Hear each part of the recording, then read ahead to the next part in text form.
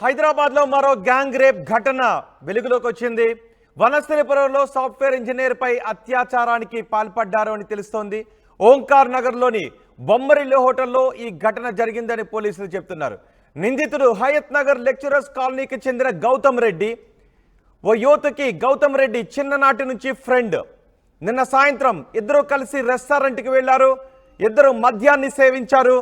ఆ తర్వాత హోటల్లో ఇప్పుడు మీరు చూస్తున్న ఈ రూమ్కి వెళ్ళారు. ఆ రూమ్లో ఇద్దరు మద్యాన్ని సేవించారు.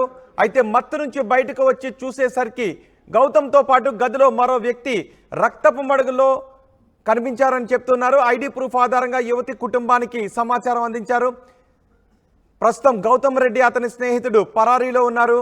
తన స్నేహితుడితో పాటు మరొకరు మద్యం మత్తులో అత్యాచారం చేశారని పోలీసులకు బాధితురాలు ఫిర్యాదు చేసినట్టుగా గౌతమ్తో కలిసి తను బొమ్మరిలో రెస్టారెంట్కి వెళ్ళింది. బార్ అండ్ రెస్టారెంట్లో అతనితో మద్యం సేవించి ఆ తర్వాత వీళ్ళు కొంచెంసేపు చిల్అవుట్ అయిన తర్వాత అదే రూమ్లో 309 అన్న రూమ్లో వీళ్ళు అక్కడ రాత్రి నిద్రించారని కూడా పూర్తిగా అయితే తెలుస్తుంది. ఆ అమ్మాయికి గౌతమ్కి చిన్నప్పటి నుంచి ఫ్రెండ్షిప్ ఉంది. అదే కారణంగా వాళ్ళు ఏదైతే బార్ అండ్ రెస్టారెంట్కి వెళ్ళారు ఆ తర్వాత 309లో స్టే చేశారని తెలిసింది. అమ్మాయి మద్యం మత్తులో నిద్రిస్తున్న సమయంలో ఈ హైత్నర్ వాసుడు గౌతమ్ అనే వ్యక్తి మరో వ్యక్తికి ఫ్రెండ్కి కాల్ చేసి అమ్మాయి పైన లైంగిక వేధింపులకు పాల్పడ్డాడు. వెంటనే అమ్మాయి రియలైజ్ అయిన వెంటనే అక్కడ హుటాహుటిన అక్కడ నుంచి వచ్చే ప్రయత్నం చేసింది. అదేవిధంగా కేకలు గట్టిగా అరవడంతో అక్కడ ఉన్న మేనేజ్మెంట్ అంతా అలర్ట్ అయ్యి వచ్చి చూసేటప్పటికి తను రక్తం అడుగులో పడి ఉందని కూడా సమాచారం.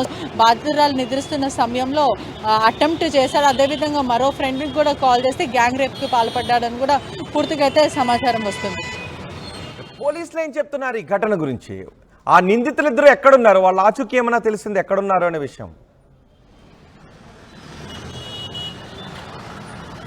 పోలీసుల సమాచారం మేరకు అయితే గ్యాంగ్ రేప్ అమ్మాయి పైన లైంగిక వేధింపులకు పాల్పడ్డారు. అమ్మాయిని వెంటనే అక్కడ హోటల్ సిబ్బంది వాళ్ళందరూ కలిసి స్థానికంగా ఉన్న హాస్పిటల్కి తీసుకెళ్లారు. నిందితులు ఇప్పుడు ప్రస్తుతానికైతే అబ్స్కాండింగ్. హోటల్ సిబ్బందిని చూసిన వెంటనే వాళ్ళు పరారైపోయారని పోలీసులు చెప్తున్నారు. అదే